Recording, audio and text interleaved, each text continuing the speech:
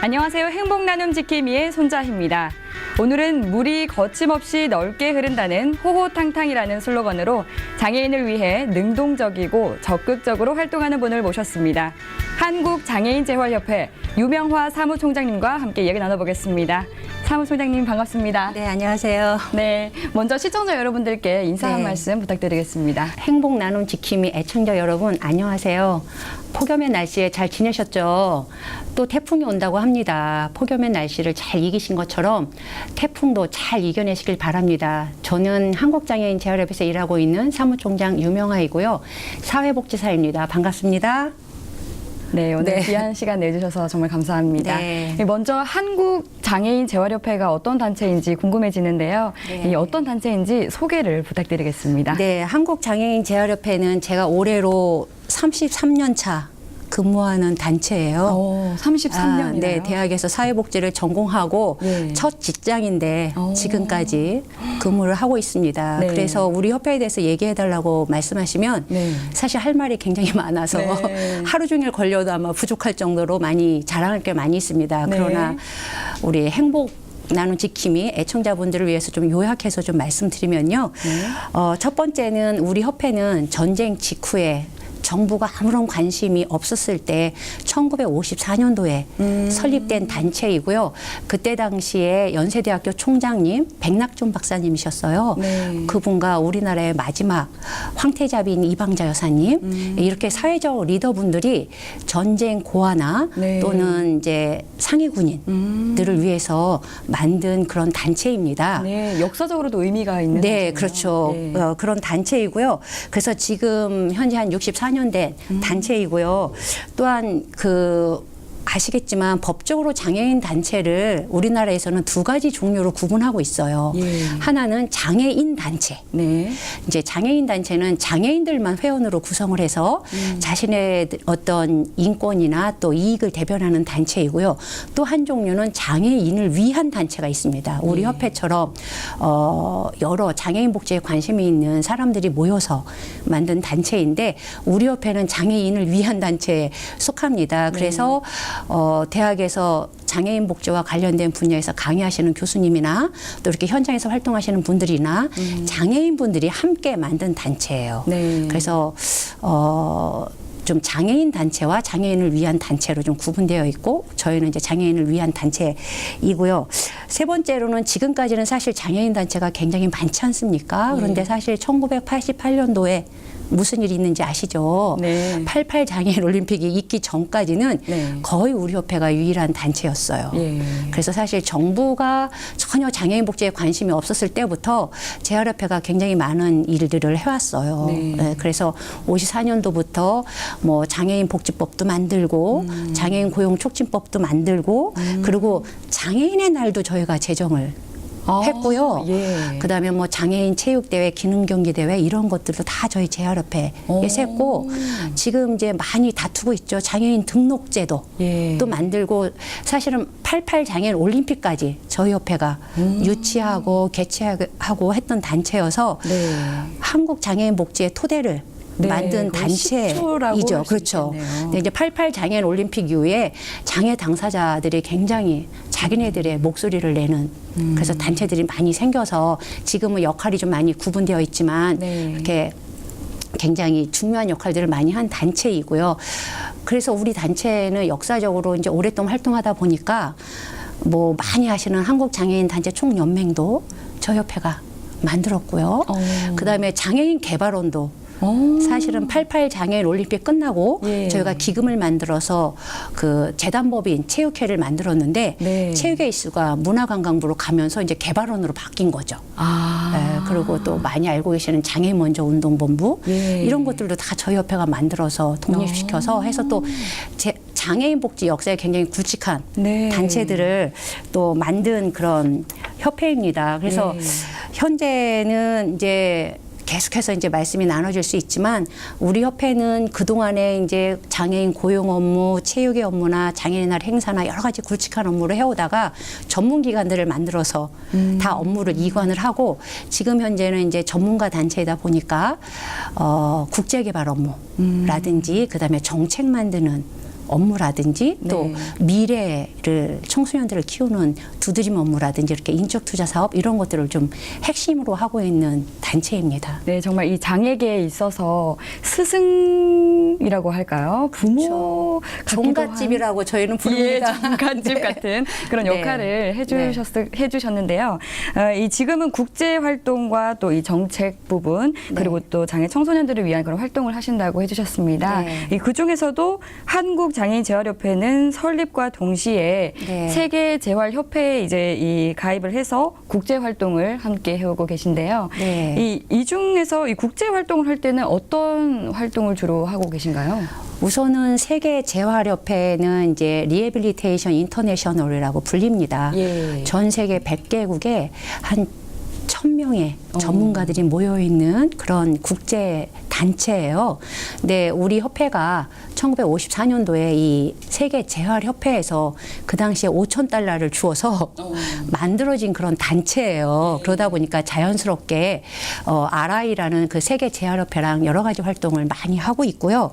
1954년도는 사실 한국이 장애인 복지에 관심이 전혀 없던 시절이었지만 세계 재활협회는 유엔과 함께 많은 활동을 하고 있었던 단체예요. 그러다 보니까 많은 회원 단체와 함께 네. 선진국의 잘된 장애인 복지 정책이라든지 프로그램 서비스를 한국으로 가져오는데 많은 역할을 했습니다. 네. 그러다 보니까 재활협회가 굉장히 여러 가지 정책들을 선구자적으로 하는데 네. 많은 도움을 주었고요. 그리고 이 국제적으로 사실 많이 중요한 단체이다 보니까 국제장애인 권리협약 UNCRPD라고 하죠. 예. 그거나 인천 전략이라든지 그다음에 또 새천년 개발 목표라고 SDG라고 하는 그런 국제적인 규약들이 있어요. 장애인과 관련된 그런 것들에 장애인의 이슈가 좀 많이 들어가고 장애인의 입장이 많이 대변되도록 그런 대변하고 또 그런 역할들도 같이 RI랑 하고 있습니다. 네. 그 더불어서 RI 코리아 전문위원회를 네. 결성해서 왕성하게 활동을 하고 계신데요. 네. 우리나라 장애인 복지 발전에 기여했다는 평을 받고 있습니다. 네. 어떤 활동들이 주로 이루어지고 있나요? 우선 RI 코리아는 세계 재활협회 한국위원회 라고 하는데 아까도 말씀드렸다시피 한국 장애인 재활협회는 전문가들이 주로 봉사하는 단체잖아요. 예. 재능 기부를 하는 그런 단체인데 그러다 보니까 교수님들이 한 200여 분 정도가 활동을 하고 있어요. 그러다 보니까 이제 이분들이 여러 가지 그런 국제적인 활동을 국제 세미나라든지 여러 가지 국제 대회에 참여한다라든지 이런 활동을 같이 함께 해주고 있고요. 네. 또 국내적으로는 정부 정책을 만들고 또 뭐 제대로 이행하고 있는지 모니터링도 하고 좀 쓴소리도 하고 뭐 또 굵직한 정부 정책 외에도 사실은 장애인들이 살아가면서 겪는 그런 사각지대 이슈들이 상당히 많이 있습니다.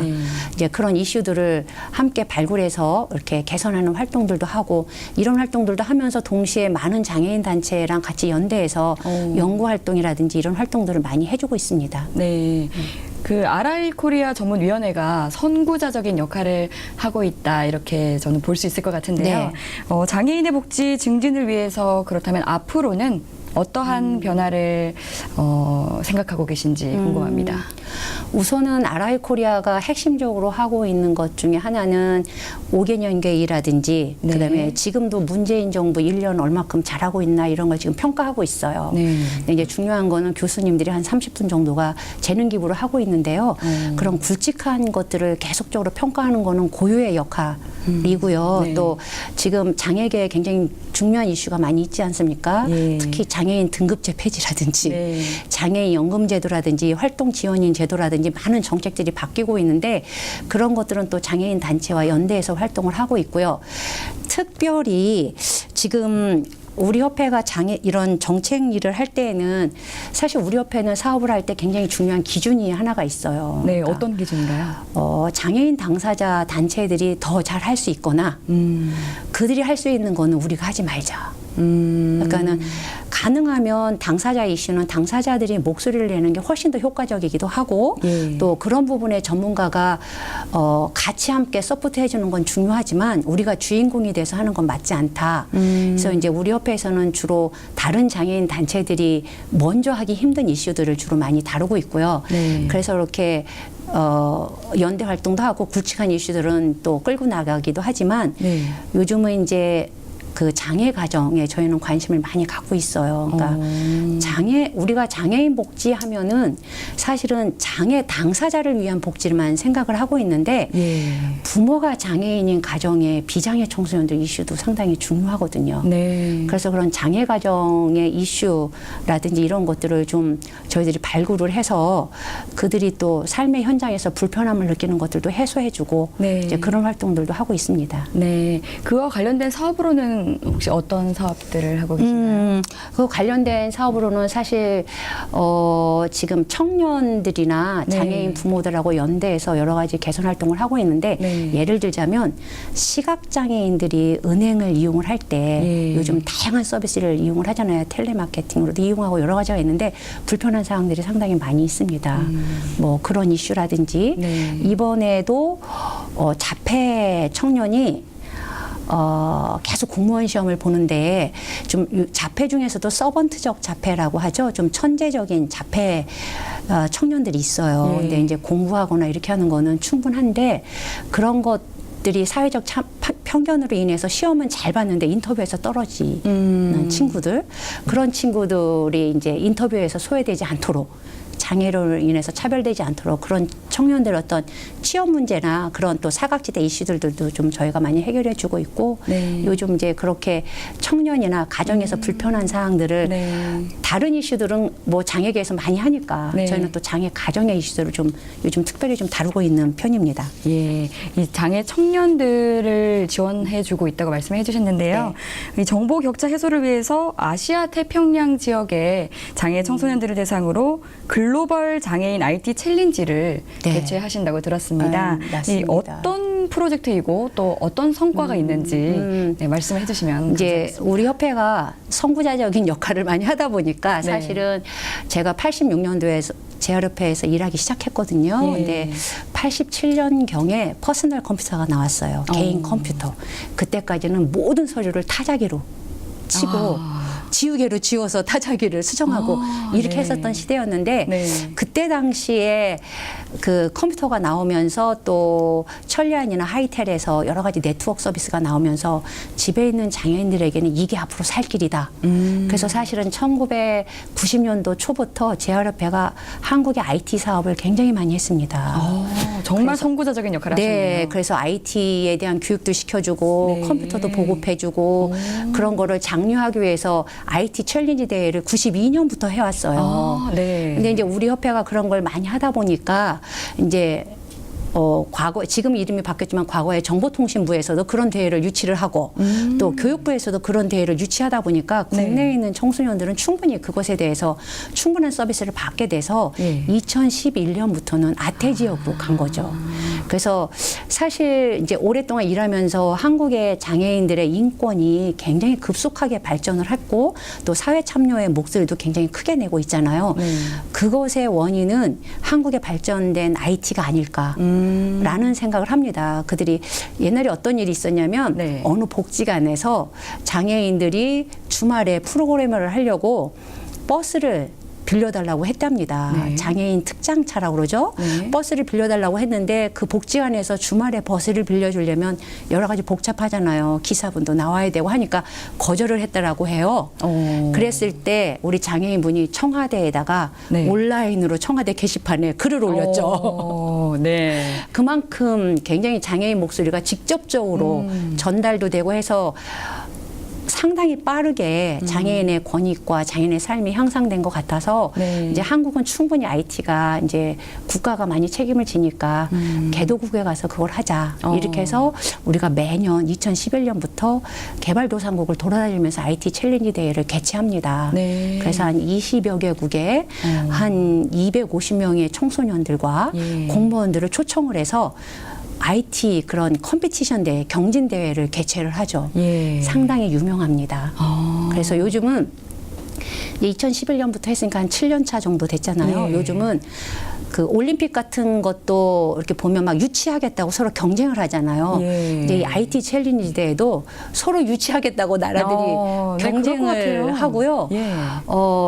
이제 여기서 금메달을 받고 가면 네. 우리나라의 80년도에 올림픽에서 금메달 받으면 카퍼레이드 하잖아요. 네. 카퍼레이드도 하는 나라들도 있고 여기서 금메달 받은 친구들을 공무원으로 다 취업시키는 나라들도 있고 또 어떤 나라는 4년 장학금을 주는 나라들도 있고 그래서 그 나라에서는 이게 또 하나의 그런 네. 올림픽 대회처럼 이렇게 되어가고 있어서 요즘은 네. 저희가 많이 투자를 하고 있는데 그 네. 성과를 좀 보고 있는 편이에요. 굉장히 공식력 있는 대회로 네. 거듭이 났네요. 그래서 올해는 인도가 한 4억 5천회 정도의 예산을 들여서 인도 정부가 유치했어요. 그래서 훨씬 많이 확대됐고요. 예. 사실 이 장애인 올림픽은 우리 RI가 만든 대회예요. 장애인 올림픽과 장애인 기능 경기 대회가 세계 재활협회가 만든 거고 네. 장애인 마크도 만든 단체예요. 아, 정말? 윌체어 마크. 예. 이제 그래서 그런 것들을 한국으로 많이 보급을 했는데 네. 우리의 꿈은 장애와 관련된 이 IT 챌린지 대회를 그런 국제 공인 대회로 발전시키려고 지금 애쓰고 있습니다. 네. 좀 이렇게 그래도 시간이 좀 가면 되지 않을까요? 네. 네. 지금 이미 네. 아주 자리를 잡은 것 네. 같습니다. 예. 재밌습니다. 네. 예, 그리고 또 이 장애 청년을 위한 지원에 정말 네. 많은 노력을 기울이고 계신데요. 장애 청년 해외 연수 프로그램을 오랫동안 시행하고 계십니다. 네. 이 프로그램은 어떤 프로그램인가요?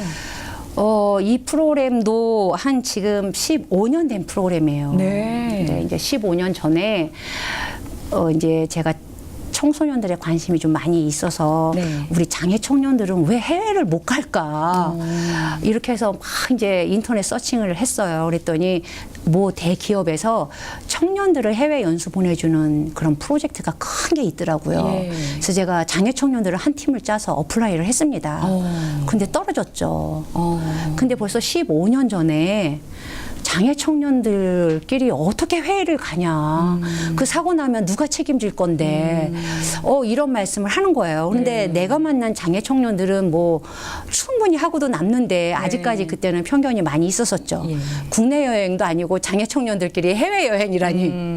이래서 프로젝트를 써서 기업들을 돌아다녔어요, 제가. 네. 그러는데 이제 다행히 어떤 기업에서 청년들 미래에 투자하고 싶다라고 해서 그 프로젝트를 시작을 했어요. 네. 그래서 지금은 15년 차니까 굉장히 많이 발전을 했는데 네. 1년에 한 60명 정도를 6대륙에 보냅니다. 그러니까 청년들이 자기가 가고 싶은 대륙과 나라와 주제를 정해요. 네. 예를 들자면 올해 영국에 간 친구들 중에 하나가 네. 자폐 청년들이 갔어요.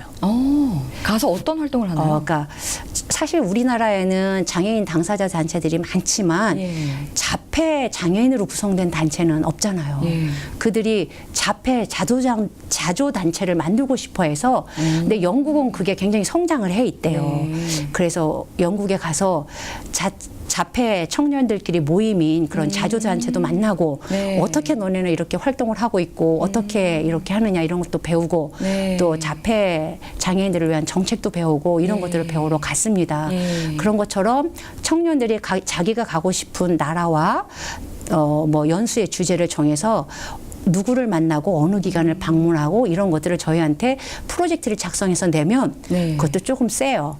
그러면 저희가 심사를 해서 대륙별로 한 나라씩을 지정해서 보내주는 겁니다. 그런데 네. 이것이 단순히 이렇게 열흘을 보내주거든요. 네. 열흘을 단순히 갔다 오는 게 아니라 그 전에 가려면 기관들한테도 내가 너네 기관에 방문할 수 있느냐 이런 신청에서부터 그 나라의 그 정책에 대해서 배우기도 하고 네. 우리나라 정책들도 배우고 해서 굉장히 많은 준비와 활동들을 하면서 다녀오고 네. 또 이렇게 자폐끼리만 가는 청년들도 있지만 여러 장애가 섞여서 가는 청년들도 있어요. 그럼 서로 장애에 대해서도 배우고 그래서 청년의 시기에 6대륙에 도전하다 정도는 가봐야 그래도 장애 청년이라고 할 수 있지 않느냐라고 할 정도로 굉장히 이것도 청년들의 역량 강화나 또 국제적인 감각을 좀 키워주고 청년들이 사실 장애 청년 요즘 우리나라 청년 중에 해외 안 가본 청년들이 누가 있겠습니까? 그렇습니다. 많이 근데 가죠. 장애 청년들은 사실은 많이 제한이 아무래도 있죠. 그렇죠. 이동권에 대한 문제는 항상 네, 대두되니까요. 그런 네. 문제들도 있고 또 15년 전에는 공항에 엄마들이 와서 막 울었어요. 우리 아이들 잘 다녀올 수 있겠느냐고. 예. 그래서 그때 저희가 항상 아무 일 없니? 사고 없었어요? 뭐 이런 걸 체크하는 게 굉장히 중요한 업무였는데 지금은 뭐 우리 청년들이 이제 또 주시는 분들도 굉장히 좀 안심하고 보내주고 그래서 네. 청년들이 우리가 생각한 것보다도 훨씬 더 유능감 있게 잘하고 이렇게 해서 이것도 우리나라의 청년들 지금 한 700명 정도가 다녀왔어요. 네. 네, 그래서 이것도 굉장히 한국의 청년들이 역량 강화로 좋은 프로그램이라고 생각을 합니다. 네, 정말 그 당사자들에게는 아주 귀한 그런 경험일 것 같습니다. 그렇죠. 네. 네, 그리고 우리 청년들이 아무래도 한국에서 굉장히 좋은 환경에서 자라잖아요. 물론 네. 아직도 여전히 차별과 이런 게 많다라고 하지만 외국에 다녀오면 한국이 참 괜찮다. 애국심도 생기고. 편의시설 이런 거는 정말 잘 돼 있고 예. 그래도 기회가 많이 있다. 뭐 이런 걸 또 배우는 한편 유럽 같은 데를 가면 제가 한 7년 전에 네. 노르웨이를 갔는데 네. 굉장히 놀랐어요. 저도. 왜요? 그러니까는 노르웨이에 어디 청각장애인들이 3명이 있는 그 학교를 대학을 갔어요. 네. 그런데 한 클래스에 청각장애 셋이 수업을 하고 있었어요. 네. 근데 거기에 한 20명 정도 학생이 공부를 하고 있는데 청각장애인을 위한 도우미가 6명이더라고요. 우리 청년들이 소름이 돋았습니다. 우리 청년들이 도전적인 질문을 했죠. 왜 수화통역사가 3명, 청각장애인이 3명인데 왜 수화통역사가 3명이어야 되냐. 한국식의 질문을 한 거죠. 3명밖에 안 되는데 여기 한쪽에 이렇게 앉아있으면 한 명만일 텐데 왜 3명씩을 하느냐 했더니 거기 청년들이 너무 기가 막히다라는 표정으로 아니 내가 왜 듣지 못한다고 해서 특정 좌석에 앉아야 되느냐. 나도 어떤 날은 앞에 앉고 싶고 어떤 날은 뒤에 앉고 싶고 어떤 날은 창가에 앉고 싶지 왜 내가 듣지 못한다고 해서 꼭 같은 친구들과 함께 뭉쳐서 앉아야 되느냐. 그게 넌 말이 된다고 생각하느냐. 이렇게 질문을 한 거예요. 네. 그런데 그러니까 우리 청년이 약간 오기가 났어요. 자존심도 상하고 그래서 또 질문을 했어요. 그러면 노트 필기는 왜 꼭 3명이 해야 되느냐. 그러니까 거기는 보니까 1인당 수화통역사 1명, 네. 1인당 노트 필기자 1명이 있어요. 근데 이제 농아인들은, 청각장애인들은 듣지 못하기 때문에 사실은 보면서 글씨를 직접 쓸 수가 없잖아요. 네. 그래서 노트 필기를 해주시는 분들이 3명이 있었는데 굳이 3명의 노트 필기가 필요하냐. 이거 복사해서 쓸 수도 있는 거 아니냐. 그랬더니 그 친구들이 정말 한국은 그러냐? 그러면서 왜 수업이 끝나면 매번 다른 애의 노트를 빌려서 내가 복사를 해야 되니? 그건 엄청난 차별이다 그러는 거예요.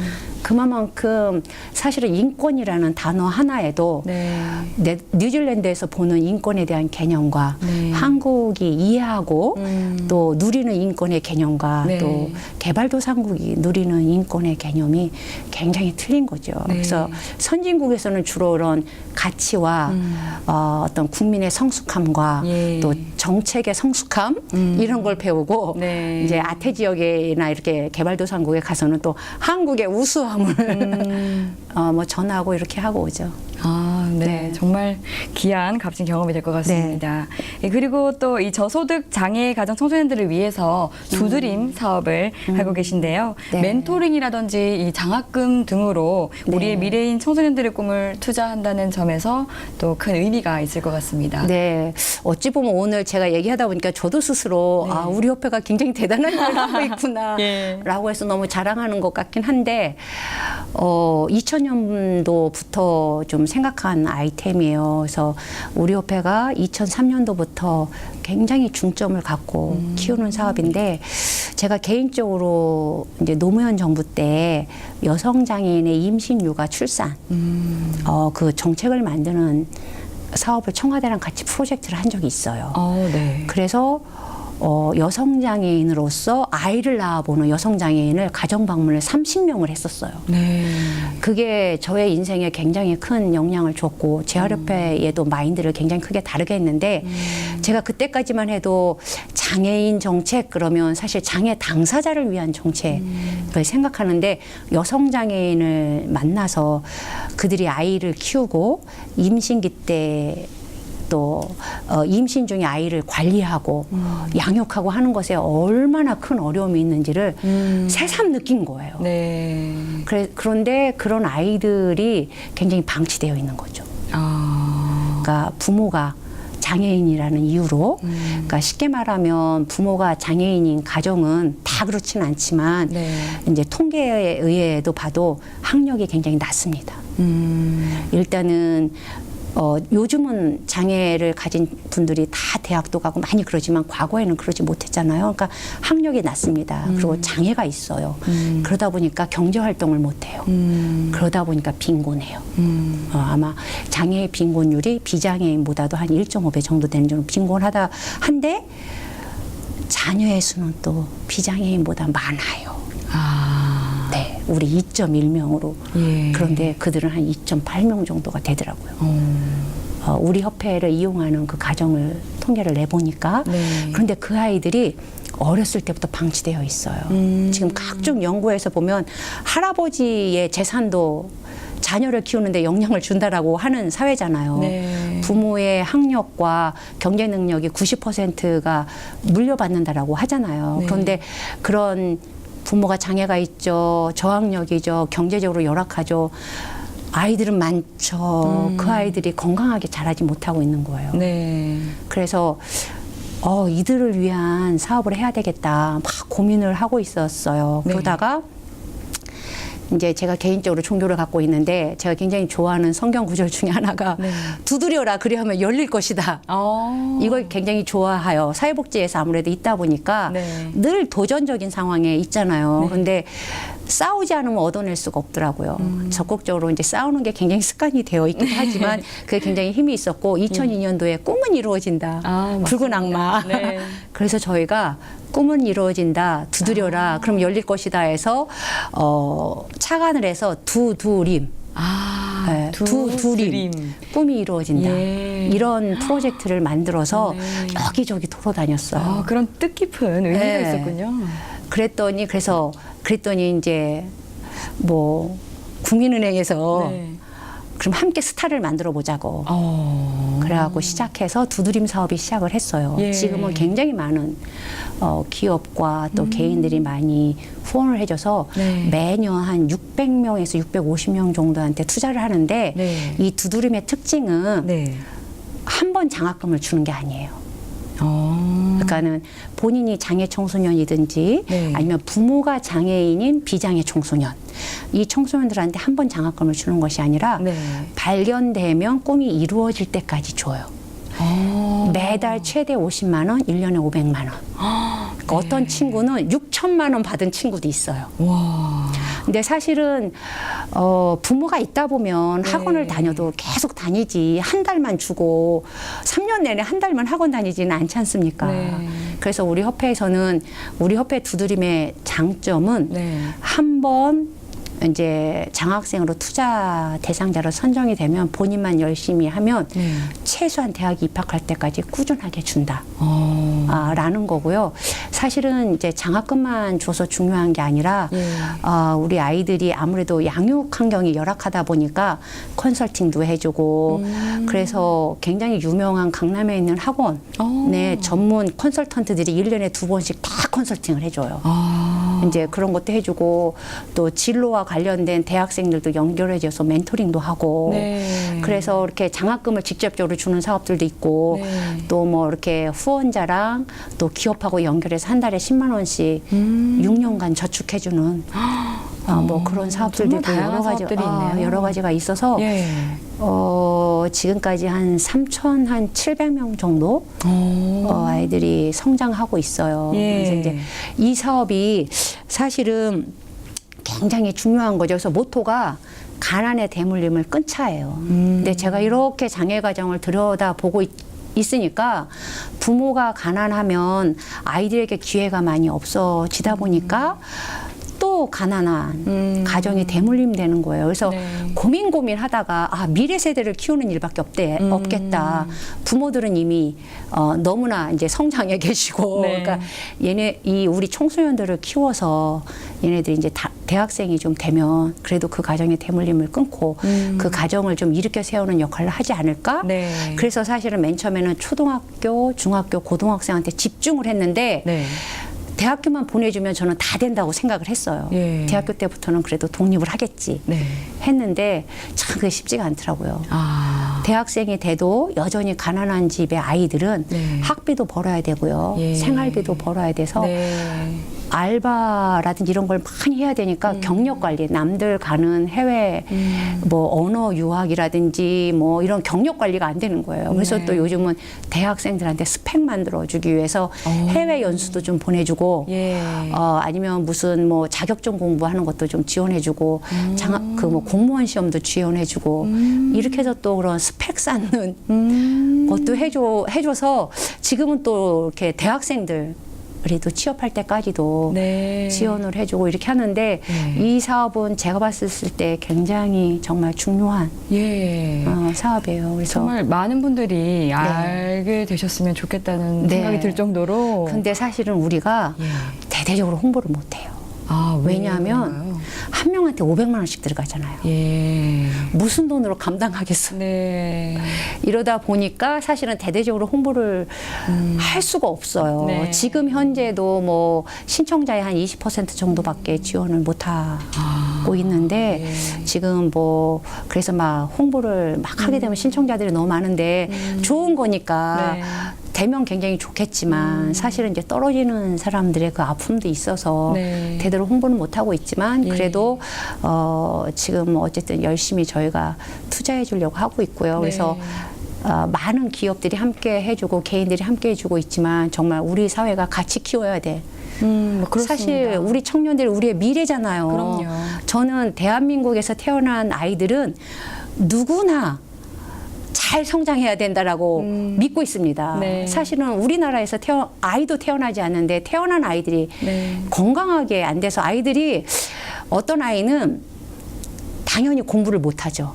왜냐하면 한 번도 학원을 못 다녀봤고 엄마가 가르쳐주지도 못하고 네. 이러니까 네. 공부를 굉장히 못해요. 예. 그런데 아이들이 뭔가 하고자 하고 있는 욕심이 있고 의지가 있으면 저희들이 선발을 해요. 네. 왜냐하면 꼭 대학을 가지 않아도 뭐 고등학교 졸업해서도 여러 가지 취업의 경로가 많이 있으니까요. 네, 그렇죠. 그런데 그래서 이제 그래도 기본적인 공부를 시켜야 되니까 예. 근데 우리는 사실 그런 아이는 학원 가도 소용이 없어요. 공부를 못하는 아이는 학원에 가도 공부를 배울 수가 없어요. 그래서 과외를 시켜주려고 그러면 선생님 나는 꼭 학원에 가고 싶어요. 제가 가서 공부를 못 배워도 네. 몇 개월은 학원에 가서 친구들하고 학원에 가고 싶어요. 네. 그러니까 그리고 방학이 싫답니다. 친구들 다 학원 다닐 때 자기는 늘 PC방밖에 갈 곳이 없었대요. 근데 이제 그들이 그렇게 이제 그래서 한 3개월은 자존감을 향상시켜주는 것도 굉장히 중요하니까 네. 친구랑 같이 학원을 보내요. 그러고 나서 나는 뭐 학원보다는 1:1 과외가 좋은 것 같아. 친구들하고 이렇게 얘기해서 또 과외도 하게 하고 이제 이렇게 하면서 아이들 하나하나한테 사실은 굉장히 많은 신경을 쓰고 있고요. 지금 현재 한 600명에서 650명 정도 이렇게 하고 있는데 전국에서 한 80개 기관에 100명의 사례 관리자들이 함께 해주고 있어요. 우리 재활협회에서는 일일이 전국을 다 커버할 수가 없으니까 예. 전국에서 한 115명, 한 90개 기관에서 같이 해주고 있어요. 네. 네. 그래서 많이 부모의 역할을 신경 쓰면서 네. 정말 집중적으로 해주는 그런 인적 투자 사업이에요. 장기적 인적 투자 사업. 그리고 우리는 우리 아이들한테 우리 질문을 해요. 이제 평가를 하거나 이제 6개월에 한 번씩 저희가 이제 아이들 상담을 하잖아요. 컨설팅 할 때 이게 어떤 사업, 이거를 왜 너한테 지원하고 있다고 생각하니? 그러면 그래요. 우리 집이 가난해서 지원하는 거 아닙니까? 그래요. 그럼 제가 막 혼내죠. 아니다. 이 사업은 가난해서 지원해주는 사업이 아니라 네가 미래에 굉장히 훌륭한 사람이 될 거라고 믿기 때문에 너한테 투자하는 거다. 네. 너 기본적으로 투자를 어른들이 어디다 하니? 했더니 가치가 높은데 하죠. 그러면 네가 그렇게 가치가 높은 사람이 될 거라고 믿기 때문에 네. 대한민국의 대기업이 너한테 투자하는 거니까 넌 그것을 항상 자랑으로 삼고 대한민국의 누구도 네. 장학금을 1년에 500만 원씩 중고등학생이 받으면서 평생 받는 장학금 없다. 네. 어디 가서도 넌 그럼요. 이걸 프라이드를 갖고 있고 예. 자랑해라 그러면 아 내가 그런 사람이니까. 그래서 사실은 네. 이 낮은 자존감을 향상시켜주는 것도 예. 굉장히 중요한. 네, 한 아이의 이 꿈뿐만 아니라 그렇죠. 그 아이가 가진 그 빛을 그렇죠. 네, 발견해 아. 주시는 것 같습니다. 그래서 네. 뭐 매년 그래서 그 친구들이 대학교 졸업해서 이렇게 취업되고 하면 네. 또 저도 후원하고 싶습니다. 후원하는 친구도 있고요. 매년 5만 원씩 후원하는 친구들도 있어요. 그리고 청소년들 모임이나 청년들 모임 때는 먹을 거 사갖고 와서 애들한테 얘기해줘요. 니네 너무나 운이 좋은 친구, 운이 좋은 사람들이다. 네. 그러니까 이 기회에 꼭 잘 활용하라.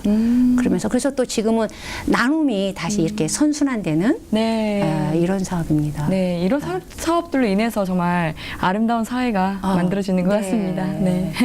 그래서 뭐 많은 아이들이 성장을 했는데 네. 우리 사회가 네. 장애인 하면 좀 약간의 편견이 있어요. 뭔가 부족할 것 같다는 편견이 있는데 사실 우리 아이들도 다 재능이 틀리잖아요. 네. 정말 다른 친구들이 있는 거예요. 근데 그들이 가진 강점을 잘 보고 끊임없이 해주면 네. 사실 그 친구들도 뭐 남부럽지 않게 성공할 수 있어요. 그래서 저는 사실 두드림 사업을 하면서 네. 아, 엄마들이 위대하다. 아, 정말 가족이 참 위대하다. 근데 안타까운 것은 그것을 다 가족이 짊어져야 되느냐라는 거죠. 네, 그것이 좀 안타까울 뿐이죠. 네. 그래서 이제 지금 이 한국 이 장애인 지원협회에서도 그런 가족의 역할도 네. 함께 해주고 있는데요. 이런 결과 발표회도 네. 하고 계신다고 들었습니다. 이 반응이 어떤가요? 감동이죠. 예. 사실은 매년에 한 번씩 네. 연말에 후원자들도 많이 있잖아요. 네. 기업들도 있고 그래서 우리 이렇게 열심히 잘 자라고 있어요. 투자에 효과가 있습니다라는 거를 좀 보여주는 네. 그런 공연을 한 90분짜리를 해요. 근데 이제 다른 공연하고 다른 점들은 네.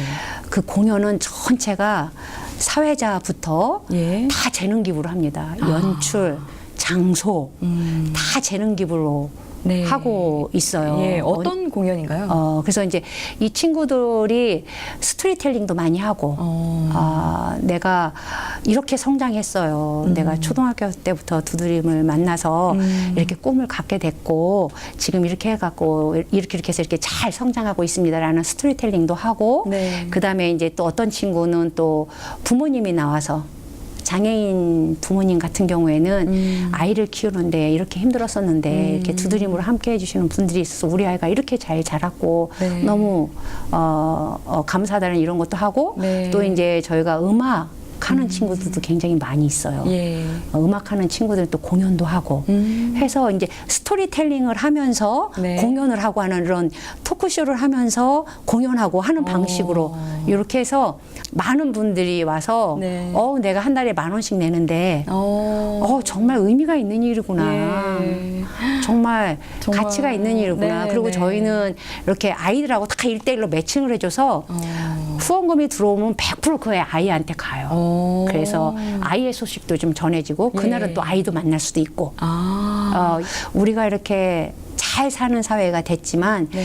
여전히 굉장히 어렵게 사는 친구들 그 속에서 방치되어 있는 네. 친구들이 상당히 많이 있거든요. 네. 그 아이들에게 사실 조금만 관심만 가져주고 기회만 열어주면 그 아이들이 굉장히 잘 자랄 수 있고 해서 개인적으로 이렇게 매칭돼서 투자해 주시는 분들도 계시지만 어떤 친구는 장학금을 50만 원을 줘야 되잖아요. 10,000원씩 투자해 주는 분들 50명이 얘를 키우는 거예요.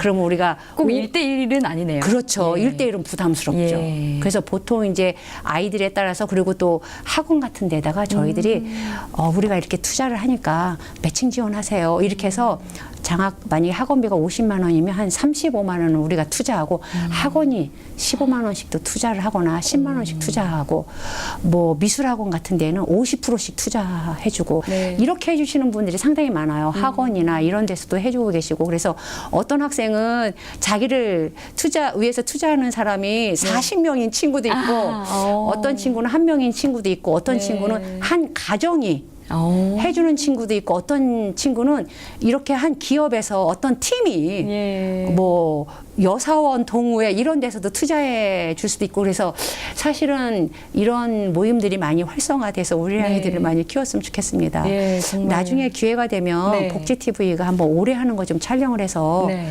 애청자분들하고 네. 공유해도 좋을 것 같아요. 정말요. 이렇게 좋은 네. 이 사업들을 많이 널리 네, 알리면 네. 좋으니까 네, 좋을 것 같습니다. 꼭 그런 네. 기회가 있으면 좋겠습니다.